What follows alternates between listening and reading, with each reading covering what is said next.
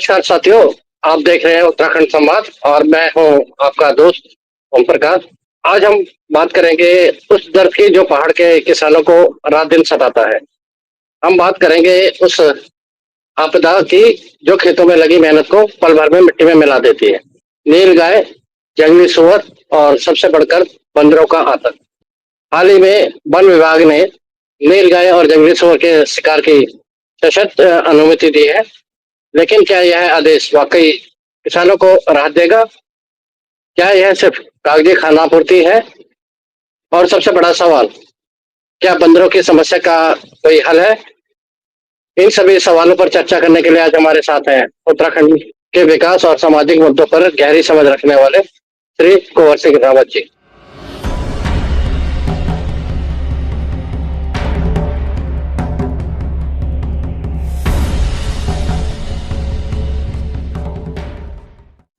रावत जी, आपका उत्तराखंड संवाद में बहुत बहुत स्वागत है।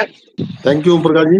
रावत जी, सबसे पहले मैं आपसे जानना चाहूंगा कि क्या सरकार ने यह आदेश धरातल की हकीकत को ध्यान में रखकर बनाया है? नील गाय तो पहाड़ में नहीं होती, पर बंदरों का कहर सालों से जारी है। फिर भी उनकी समस्या का जिक्र क्यों नहीं किया? जी नमस्कार, उत्तराखंड संवाद में आप सभी का स्वागत है। जो भी हम लोग को सुन रहे हैं, तो मैं इस समय अपने नौला ग्राम पंचायत उत्तराखंड विकासन तहसील के पास में ही आपसे बात कर रहे हैं। तो जो भी बातें हो रही है, जैसे गवर्नमेंट ने एक नोटिफिकेशन आया है, एक समाचार आया है कि भाई 1972 का जो एक वन्य जीव एक्ट है उसमें कुछ संशोधन किया है। इससे पहले 2020 या 22 में शायद ये संशोधन कुछ हुआ था। उसके बाद अभी कुछ टाइम से उनके पास बहुत सारी रिक्वेस्ट गई कि भाई बंदरों के लिए और खासतौर पे जंगली सुअर के लिए और नील गाय के लिए। अब हुआ क्या है कि भाई जो एक्ट में ये चीजें जोड़ी गई हैं कि भाई इनका आप कैसे वो कर सकते हो। देखिए, पहले तो हम आपको बता दें, जो नील गाय है ये अलग तरह का एक, जैसे वो गाय जैसी दिखाई देती है, तो एक वन्य जीव है। तो इसका कोई कहीं से कोई यूज कुछ नहीं है, ये सिर्फ फसलों को नुकसान करती है। और जनरली ये जो प्लेन के जो हमारे डिस्ट्रिक्ट हैं, जैसे देहरादून है, हरिद्वार है, उधम सिंह नगर है, और खासतौर पे कुछ रामनगर में और कोटद्वार में और हल्द्वानी में, इसके आसपास जो जहाँ फसलें होती हैं, जहाँ खाद्यान्न का काफी मात्रा में उत्पादन होता है, तो वहां पे ये नुकसान ज्यादा करती है।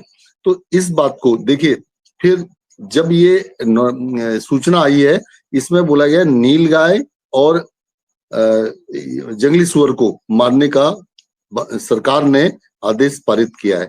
अब उसकी जो पूरे नियम बनाए गए हैं वो उसमें काफी डिटेल से आप जाएंगे तो काफी टाइम लगेगा। मैं उसको ये बता देता हूँ।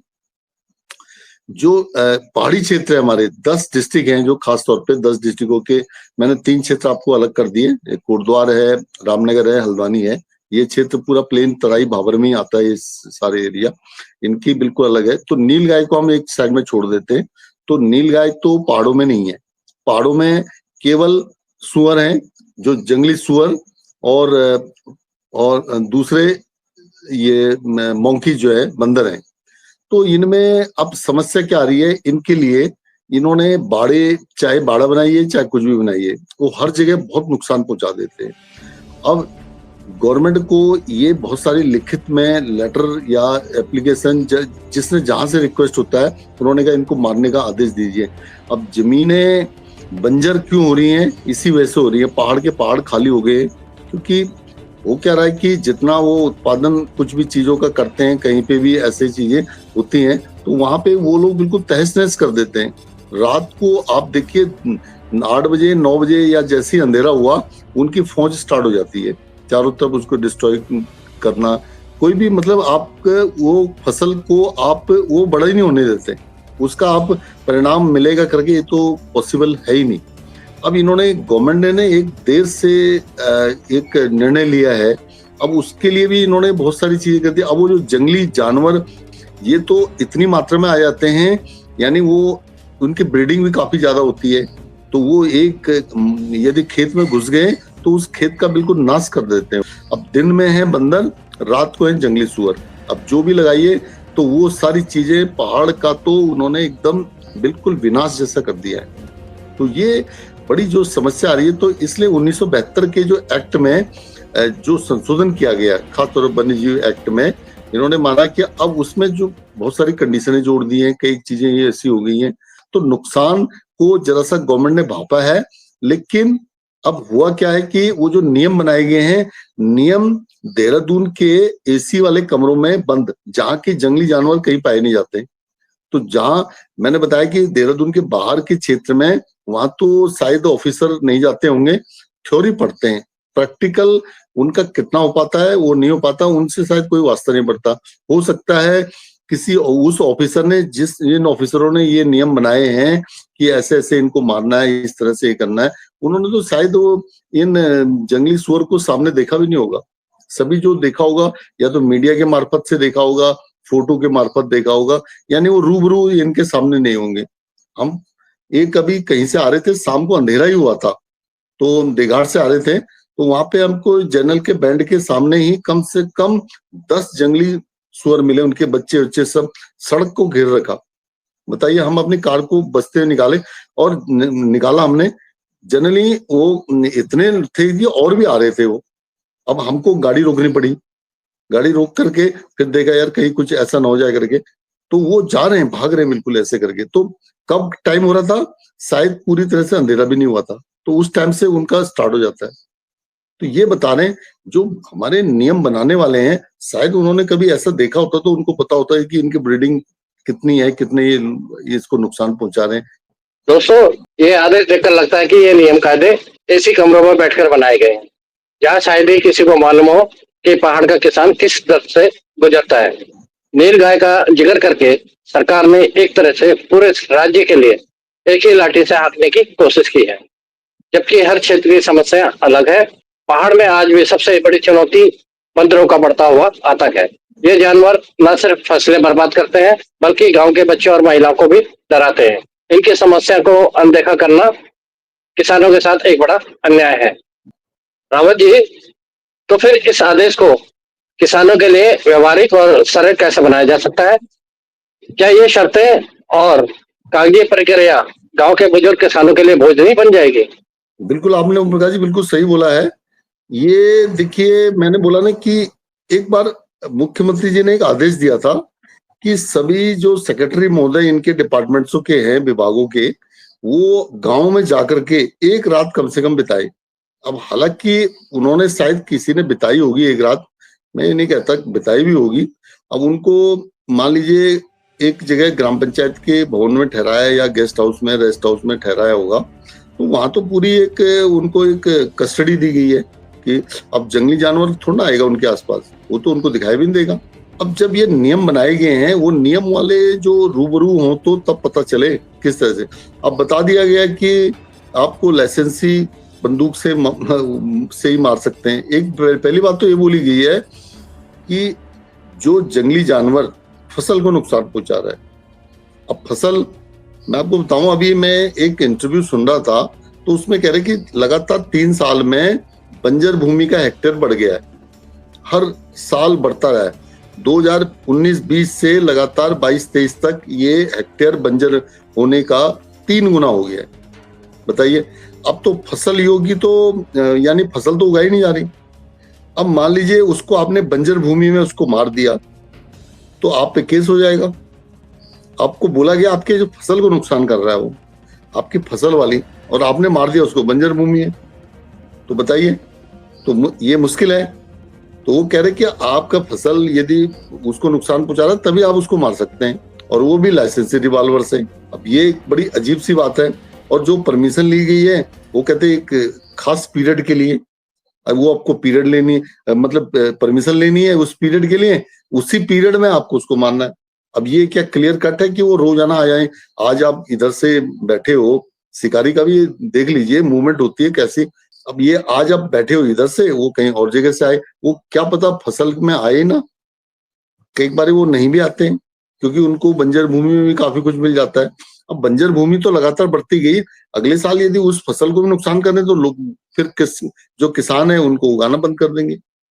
अब कौन, जो ये नीति निर्माता हैं, इनको कौन समझाए, ब्यूरोक्रेसी को कैसे समझाया जाए, क्योंकि वो सूटेड बूटेड है और उनका कोई आम आदमी से कोई मतलब नहीं है, उनको एक फाइलों से लिमिटेड है, यानी 90% थ्योरी है, 10% प्रैक्टिकल है। वो प्रैक्टिकल में भी कितना, यानी वो सारा नुकसान ही नुकसान है।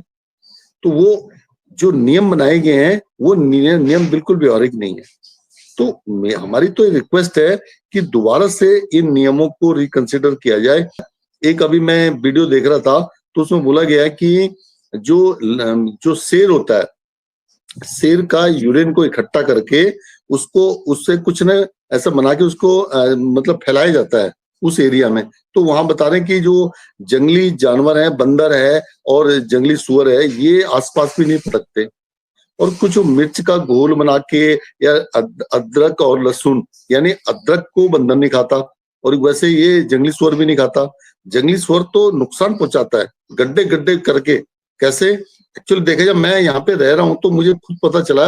मैंने कहा गड्ढे किसके हुए, रात को भाग आया नहीं, वो कहते ये जंगली सुअर आया, एक ग्रुप के ग्रुप सारा उन्होंने खोद दिया। जो मटर की फसल भी हो रही है उसमें भी वो घुस करके सारा नुकसान पहुंचा दिया। अब ये बताइए, ये इनको कौन बताए, जब वहां थ्योरी में फाइल में जब प्रोसेसिंग होती है, फाइल में नीचे से, नीचे का जो कर्मचारी है, ऑफिसर जो भी है, वो ऑफिसर के पास फाइल भेजता है कि ऐसे ऐसी चीजें आई है, अब ऐसे रूल बनाना है, तो ये जंगली जानवर ऐसे ऐसे नुकसान। वो कहते हैं जी हम वन विभाग से इसके बारे में कमेंट्स ले लेते हैं। तो वन विभाग वाला कहता है जी हाँ ठीक है। वो वन विभाग वाला तो क्या है, वो कोई फसल वाला नहीं है, वो है जंगली जानवर को वो करने वाला। अब जंगल में, जंगल से वो फसल की ओर क्यों आ रहे हैं? अब जंगल तो बहुत ज्यादा बढ़ता जा रहा है। एक बार बोला गया था कि जंगल कट रहा है, बल्कि जंगल कट नहीं रहा। अब पता चला कि बंजर भूमि लगातार बढ़ती जा रही है। उसका कारण ही ये जंगली जानवर है और मोंकीज हैं। दिन में मोंकीज, रात को पिग्स हैं। तो इससे क्या हो रहा है कि अब ये फेंसिंग करना, ये करना, तो पब्लिक ने ऑलमोस्ट उसको छोड़ दिया है। जब उन्होंने ये करना ही छोड़ दिया, कुछ लोग वो कर पा रहे हैं तो उनको नुकसान पे नुकसान हो रहा है, तो उसका परिणाम कुछ ज्यादा आ नहीं पा रहा। तो इस वजह से आने वाला टाइम कैसे आएगा, वो बंजर भूमि लगातार बढ़ती जाएगी। अब ये कैसे आइडेंटिफाई किया जाए? अब ये नहीं हो सकता कि वो यदि उनको मार दिया जाए तो वो जो बंजर भूमि हो गई है उसमें भी फसल उगाई जा सकती है। वो तो एक सबसे उपजाऊ भूमि है ना, लेकिन उनको ठीक किया जा सकता है। हमें फसल वाली भूमि को बढ़ाना है या बंजर भूमि को बढ़ाना है? इस ओर हमारे नीति निर्माता वाले, ये एक अजीब, एक मतलब ये कानून एक मजाक हो गया है जो इन्होंने कानून बनाया है। तो ये कानून को दोबारा से रिकंसिडर करने की बात है। एक बार ये जिन्होंने कानून बनाया है इनका कैंप गांव में लगाइए। मैं तो कहता हूँ हम वेलकम करते हैं, आप इधर आइए, इधर आके आपको रात को दिखाते हैं कि जंगली सुअर कैसे जाता है करके। अब कैसे उनसे कहते हैं कि आप क्या रिसोर्सेस हैं बताइए उसके पास। जो यहाँ का किसान है, किसान तो वैसे ही घाटे में है लगातार। आपके ऑफिसरों को तो सैलरी मिल रही है लगातार, लाखों रुपए सैलरी मिल रही है, उसमें भी उन्होंने ये कानून बना दिया इस तरह का, क्योंकि वो ग्राउंड रियलिटी जीरो है। तो ये आज हम लोग जो बातों पे बात कर रहे हैं, ग्राउंड रियलिटी पे बात कर रहे हैं। तो ग्राउंड रियलिटी आइए तो तब जाकर के नियम बने। नियम सुधार के लिए बनते हैं, अमेंडमेंट आता है।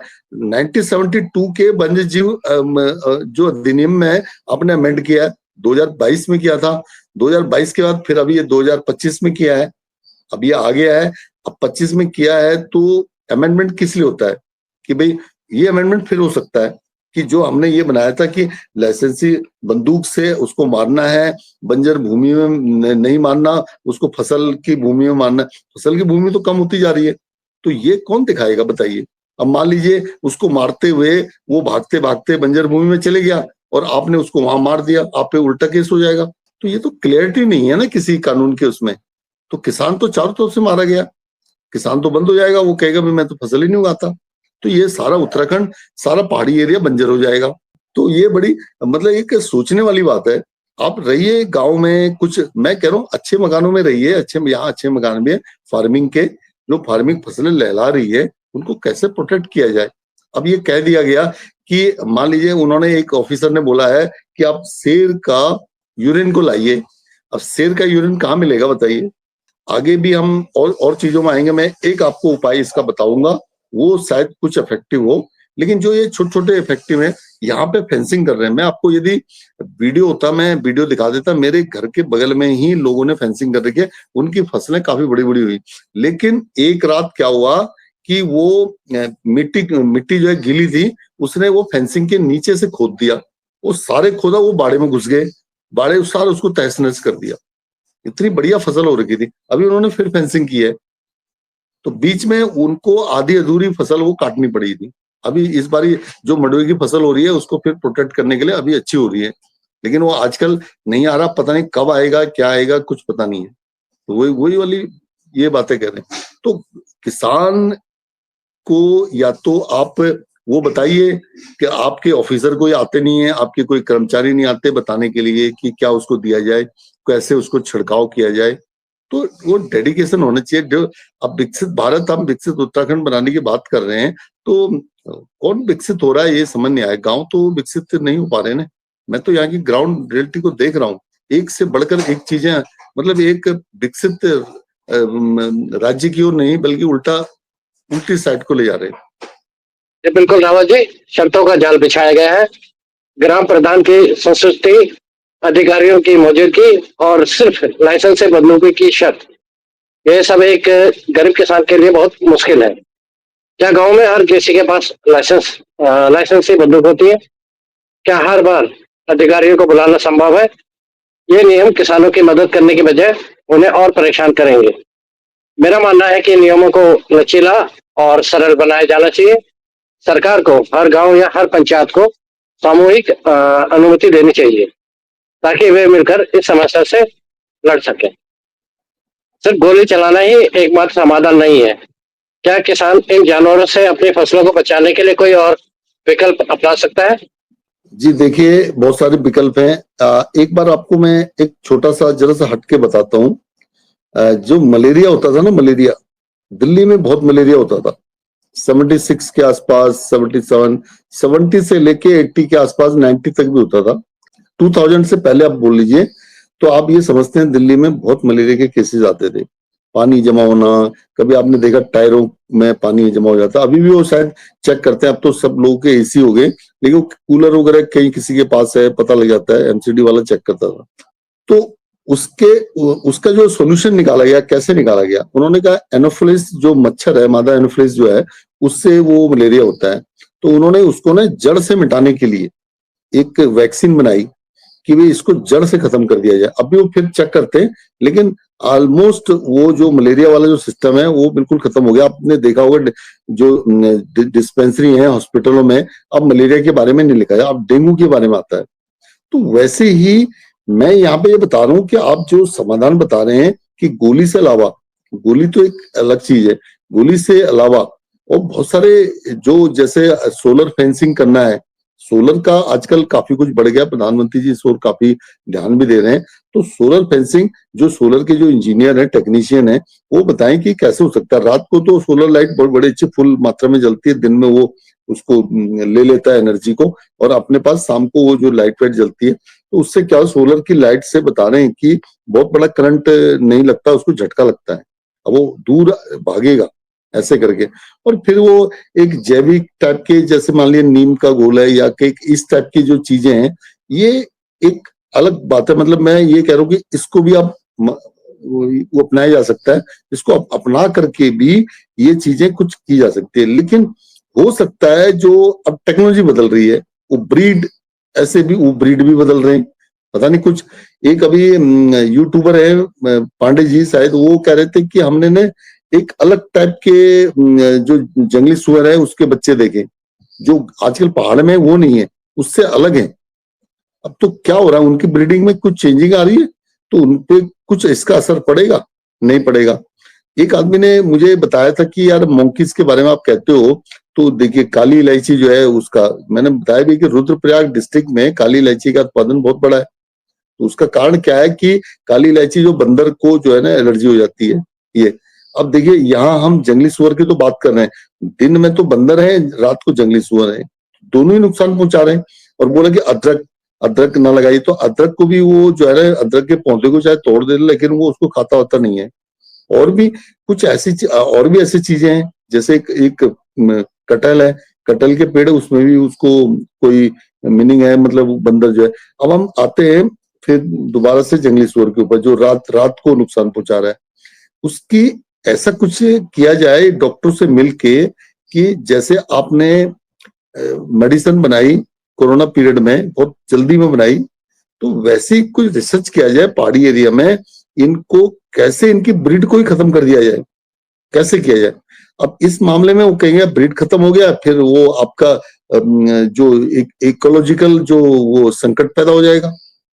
अब उससे उसकी ब्रीडिंग भी बहुत तेजी से हो रही है। आपको पता है कि जो हिरन वगैरह हैं, जो इनकी भी ब्रीडिंग काफी 6-6 महीने में हो जाते हैं। तो वो क्या है कि जिम कॉर्बेट में ये जितने भी हैं, वहां का जो बाघ है, वो बाहर इतना अटैक नहीं करता। ये तो जो केसेस हो रहे हैं वो अलग चीज है। तो यहाँ भी वही है, इनकी जो ब्रीडिंग हो रही है, इनको ब्रीडिंग को कैसे खत्म किया जाए, मतलब जड़ से। जैसे आपको मैंने मलेरिया का वो दिया, मलेरिया जड़ से कैसे खत्म हो गया, वैसे इसको इनको भी खत्म किया जा सकता है। मैं आपको 2023 के बाद बताता हूँ। पूसा इंस्टीट्यूट में, मैंने आपको पहले भी शायद वीडियो में कभी बताया होगा, शेयर किया होगा ये बात। पूसा इंस्टीट्यूट में मराठवाड़ा साइड की जो विदर्भ का जो एरिया है, जहाँ की नागपुर के संतरे होते हैं और शुगर केन है, बहुत सारी चीजें वहां भी और उगाते हैं, जबकि 40 डिग्री के आसपास टेम्परेचर, लेकिन वो काली मिट्टी है। तो उन्होंने क्या कर रखा मराठवाड़ा क्षेत्र में, मैंने उनसे पूछा था, उन्होंने कहा जी ये ड्रोन है, ये ड्रोन 6 लाख के आसपास का है। तो 6 लाख के आसपास का है, तो ये रात को ना सेंसर के थ्रू टारगेट करता है। जैसे उसमें आप सेंसर में डाल दीजिए कि जंगली जानवर की ये आकृति है, और ऐसे ऐसे वो जाता है, उसको कैच करता हो, कैच करके वो पूरा ऐसे इस एरिया में घूमेगा। मान लीजिए उसका 5 किलोमीटर का है, 2 किलोमीटर का है, 3 किलोमीटर, जितने भी है। मान लीजिए मेरा कहना है कि 6 ग्राम समय है, 5 ग्राम समय है, वो सब मिल करके फंडिंग करें, तो एक ड्रोन को भी उसको लिया जा सकता है।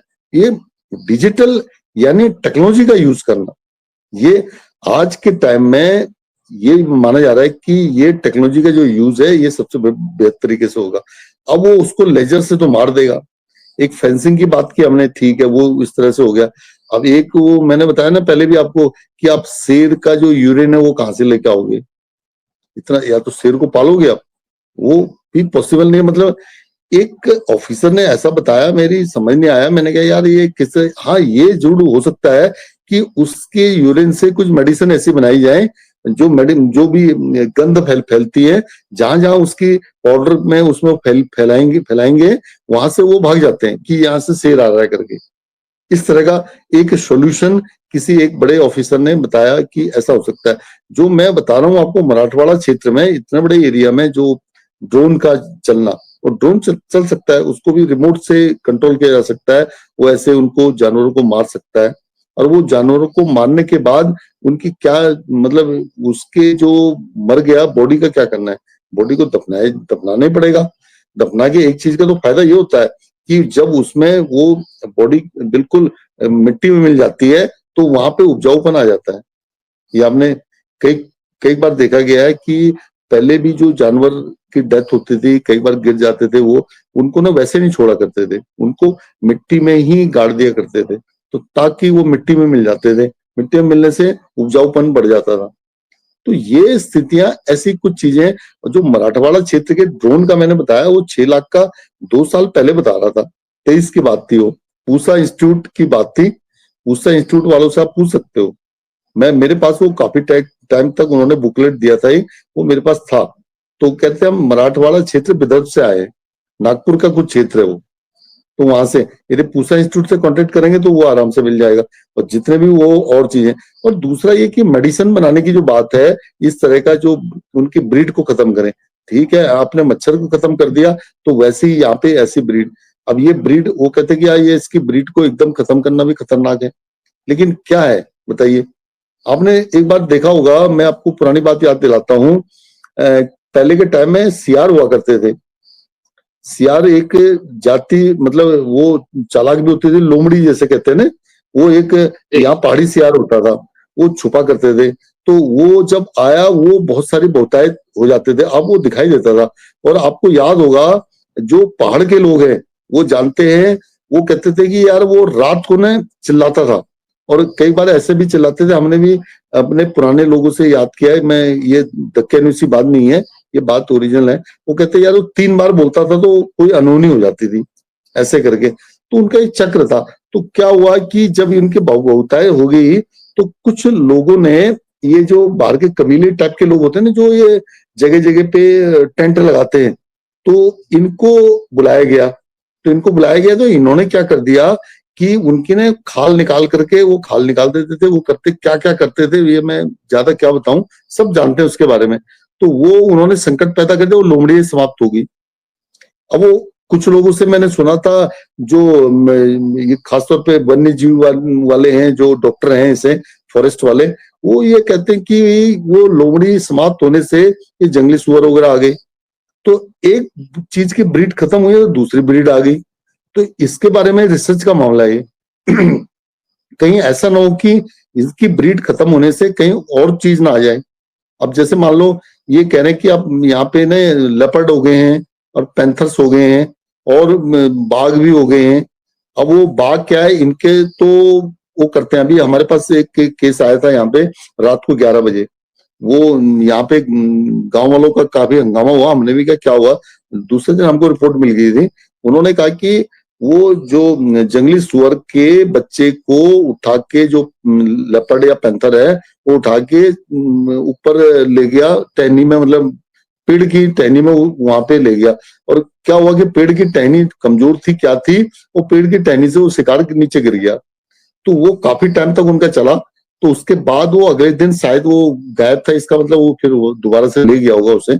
तो ऐसा नहीं है, देखिए जो यहाँ का लेपर्ड है, पैंथर्स है, वो आदमी पे अटैक नहीं कर रहा। कुछ जगह पे हुए हैं अटैक ऐसे करके। वो क्या होता है जब मेन ईटर बन जाते हैं ना, वो अलग चीज हो जाती है। यहाँ पे वो छोटे जानवरों पे करता है, उस पे करता है, नहीं नहीं मिलता तो उसको ये जंगली पिग्स मिल जाते हैं। इनके बच्चे मिल जाते हैं तो वो उसको खा करके, क्योंकि उन्होंने चक्र बना रखा है। अब उसको तो मारना किसी भी हालत में वन्य जीव के अगेंस्ट है। यहाँ तो इनको मारने की बात हो रही है। कहीं ऐसा तो नहीं है कि फिर इनको पूरी तरह से खत्म कर दिया जाएगा, ब्रीड ही खत्म कर दी जाए। मान लीजिए आपने बोला कि इसको कहते हैं कि चौपट कर दो, तो ब्रीड जैसे वो सियार की ब्रीड खत्म होगी, इनकी ब्रीड भी खत्म हो जाए, तो फिर ये कुछ और चीज तो नहीं आ जाएगी। अगर इनकी ब्रीड खत्म हो जाएगी तो हो सकता है कि जो पैंथर है, जो हमारे उत्तराखंड में पहाड़ों में जो बाघ है, तो वो तो फिर जी गांव की तरफ और जाएगा, फिर वो तुम मनुष्य की तरफ दौड़ेगा, क्योंकि अगर तो उसको कुछ खाने को नहीं मिलेगा तो उसको भी तो आहार चाहिए ना। करेक्ट। ये जो बातें जब नियम बनाए जाते हैं ना, ये इन नियमों को कैसे कैसे क्या किया जाए करके। अब बताइए, उन्होंने कहा पिग्स को वो करने के लिए, दूर करने के लिए, या तो ये बोले कि आप ऐसी फसलें उगाइए जिसके उससे वो एकदम बाहर हो जाए। अब जो ये शेर का यूरिन का पाउडर बनाने की बात हुई है, या तो फिर ये प्रोवाइड करें, या कुछ चीजें इस तरह से। मान लीजिए वो कुछ टाइम के बाद उस पर इफेक्टिव हुआ और फिर उसके बाद नहीं हुआ, या कुछ और चीजें। इस मामले में ना खास तौर पे पहाड़ के बारे में रिसर्च किया जाए कि यहाँ जो जानवरों की ब्रीड भी चेंज हुई है, वो अलग टाइप के जानवर कुछ आ गए हैं।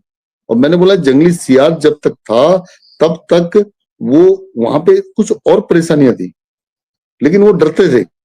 ये तो ये जानवर जो है ना, ये डरता भी नहीं है। अरे जंगली सियार जो है ना, वो इतना नुकसान नहीं पहुंचाता था।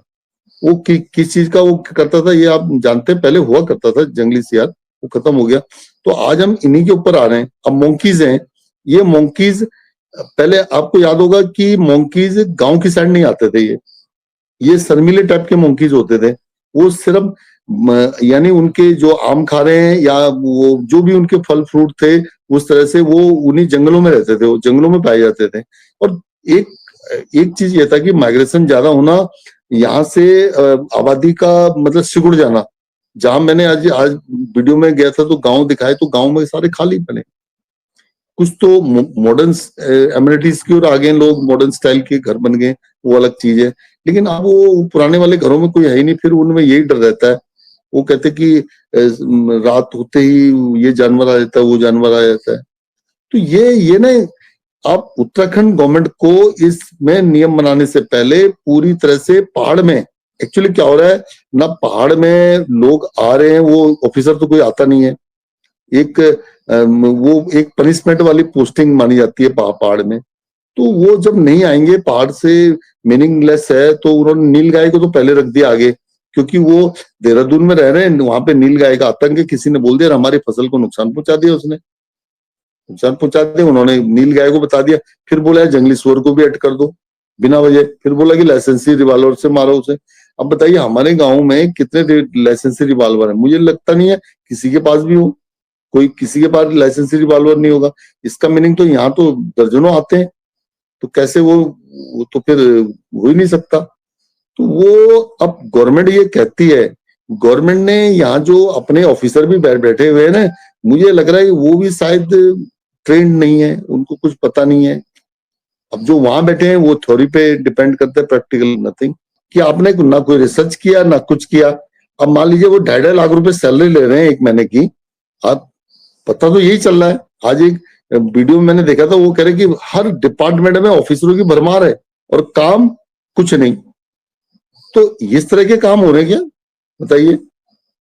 रावत जी, वो किस पहाड़ के लिए तो कोई काम नहीं हो रहे हैं, इस तरीके के नियम कायदे बनाने से क्या फायदा? ठीक है, कुछ नहीं, आपने अपने कमरों में बैठ के मतलब स्कीम बना दी, रूल्स बना दिए, लेकिन देखा जाए जी धरातल पे तो बेकार है, कुछ भी नहीं है इसमें तो। अब मतलब पहले पब्लिक जो पहाड़ के निवासी हैं, उनको सबसे पहले तो बंदूक खरीदनी है। ठीक है, बंदूक भी खरीदनी है, फिर लाइसेंस भी लेने हैं, फिर वो डॉक्यूमेंट्स भी कंप्लीट करने हैं, हर चीज भागा दौड़ी करनी है, और उसको उनको परमिशन भी मिलेगी तो सिर्फ 1 महीने के लिए। मैं इस बारे में ना एक सुझाव देना चाहता हूँ पहाड़ी एरिया के लोगों को, कि गवर्नमेंट एक इंसेंटिव वाली स्कीम स्टार्ट करे कि आपको हर एक जो जो रात को एक पिग्स आता है, रात को जंगली सुअर आता है, इसको मारने में यदि बच्चा है तो 500 रुपए मिलेगा, यानी उसके बच्चे को मारा उसने तो 500 रुपए मिलेगा, और बड़े को मारा है तो 1000 मिलेगा। तो ऐसा कोई स्कीम लॉन्च करें, तब ये चीजें खत्म होंगी। नहीं तो, और ये खत्म होने का चांस नहीं है कि आपके लिए रिवॉल्वर लाइए, आप शेर का यूरिन लाइए, आप ऐसी चीजें कीजिए, फेंसिंग कीजिए, तो ये तो वो कोई उसको कुछ मिलना नहीं है, उसको तो फिर वो कहेंगे भाई ये कोर्ट कचहरी के चक्कर लगाने पड़ेंगे, अगले दिन पुलिस आएगी, वो कहेगी तुमने तो इसको गलत मार दिया, कंप्लेंट करने वाले भी तो हैं। अब ये बोले कि भाई खास तौर पे पहाड़ी एरिया में आप इतने सुअर को मारेंगे, वो बताइए, वो आइडेंटिफाई हो, आपको इनाम मिलेगा। रावत जी, आप कह तो सही रहे हैं, लेकिन क्या पूरा गांव रात भर जागेगा? भाई नहीं सुअर कहाँ से देखिए, आ रहा, कहाँ से कहाँ जा रहा है, ये तो पॉसिबल नहीं है ना। अब इस नहीं हिसाब से तो उसकी सुअर के चक्कर में तो पूरे मतलब गांव वासी तो रात भर जागेंगे, और जागेंगे तो फिर आगे का काम कैसे होगा? ओम प्रकाश जी, अभी भी गांव वाले जागते हैं, जिन्होंने नहीं अपनी जाग वो लगा रखी है, उन्होंने बहुत कोशिश करते हैं, वहां लाइट लगा रखी है, वहां पुतले बना रखे हैं, और उसके बाद कई को ने तो मैंने सुना है कि सेंसर वाली घंटी लगा रखी है। जैसे मान लीजिए बिल्कुल। वो वहां पे टच करता है तो सेंसर की घंटी बजनी स्टार्ट हो जाती है। वो तो आजकल ये बंदरों के लिए भी लगाना स्टार्ट किया। बंदर जो है ना, वो एक आवाज से डरता है, तो हाँ। वो आवाज निकलनी स्टार्ट हो जाती है जैसे उसको टच करता है, तो ऐसे हिलाता है, तो इस तरह से। तो वैसे ही भाई जिसको किसानों को चाहिए, किसान आप बताइए अपनी फसल को तैयार करता है, 6 महीने के बाद उसको फसल होनी है, उसके भी प्रोसेस है। हम भी देख रहे हैं कि एक जो छोटा मटेरियल भी होता है, किस तरह से उसको कैसे मान करके, कैसे अलग करके, कैसे उसको उसमें साफ करके तब जाकर के वो दाना निकलता है।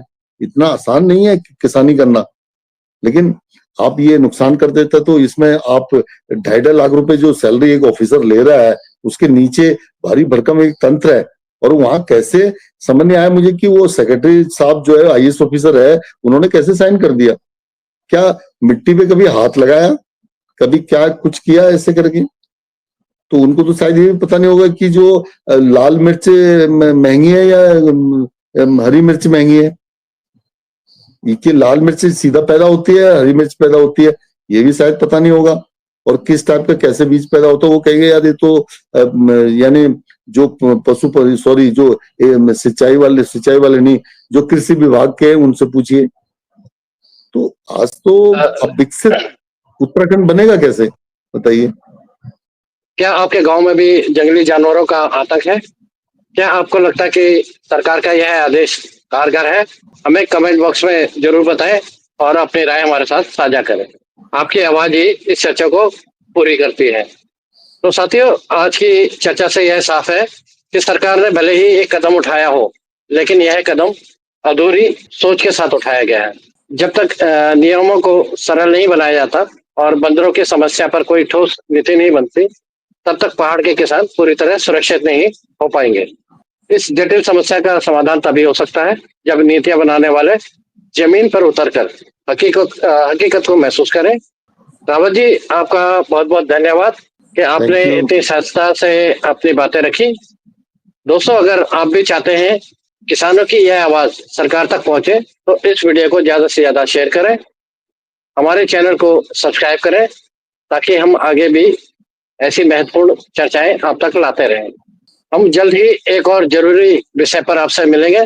तब तक के लिए नमस्कार, जय हिंद, जय भारत, जय उत्तराखंड। जय उत्तराखंड। नमस्कार।